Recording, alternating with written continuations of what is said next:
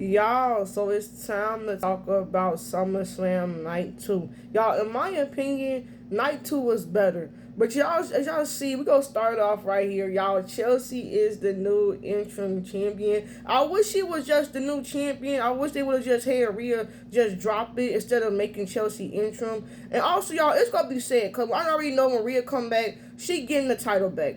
She getting the title back, so it's gonna be really sad that Chelsea go lose it. But yeah, y'all, Chelsea is the new champion. As y'all see, she dedicated it to Michael Hayes. If y'all already know what Michael Hayes had to say about her on Unreal, yeah, y'all need to get Michael Hayes and Bruce Pritchard out of here, cause the stuff they be saying on Unreal. But yeah, y'all, I'm happy for Chelsea Green.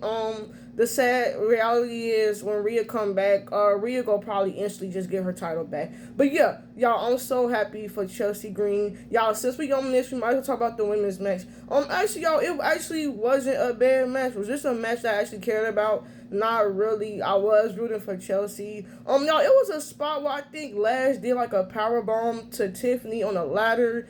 Jay and Lash had a few spots. Y'all, it was a few good spots in this match. Chelsea Green did get beat up by Meek Chin and B Fab, and she was like hanging on the ladder, and then all the other wrestlers was all of them, Tiffany and them, all of them, they brought in other ladders, them getting pushed off, and then Chelsea Green at the end, she ended up getting back up and she won the championship. And yeah, y'all, congrats to Chelsea. So y'all, the first match was supposed to be Finn Balor and Sammy, but Nick came out and he ended up adding Gunther into it. Y'all, all that made me mad. I'm like, why are we adding Gunther into this? And then after that, y'all already see like Sami Zayn was mad, y'all. He was mad, like he was getting irritated. So after that, Nick was like, go add another person. Y'all, KO is back. Y'all, of course, y'all already heard the rumors and stuff that he was supposed to be coming back. Y'all, KO came back. Y'all, Sami Zayn was shocked. Like, he was shocked. But y'all, KO actually ended up winning, and he actually ended up pinning Sammy. So honestly, y'all, it might be time for Sammy to crash out and finally turn heel. But yeah, y'all, so KO turned back, and now he the number one contender for CM Punk's championship. So that was that. Y'all, then we got Baron Corbin versus Trick Williams. Y'all, I feel like there was a couple of good spots in this match. It wasn't like nothing crazy or whatever. Trick did pull out a table. Lil Yachty went through it. Y'all, I didn't like the way Trick lost the belt. I did have a feeling that he was gonna probably lose, cause he said Baron Corbin. But yeah, y'all, so Baron Corbin ended up actually hitting Trick with the belt, and that's how Trick ended up losing. And of course, he hit like the end of days or whatever.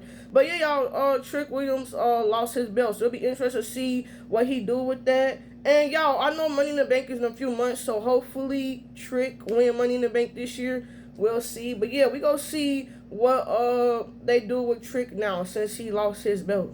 Now, after that, it was the women's match. We already talked about that. Y'all, then it was Chad Gable versus Penta. Y'all, I feel like Chad Gable and Penta, they both did really well in this. Y'all, at the end, Chad Gable won. Y'all, I'm happy for Chad Gable. He finally got a singles title. Y'all, what I did not like is so Chad Gable was celebrating the ring with his family or whatever, and then they had like the root beer, the dog, whatever, come in, and it's like, why would y'all ruin that moment for Chad Gable just to sponsor some root beer?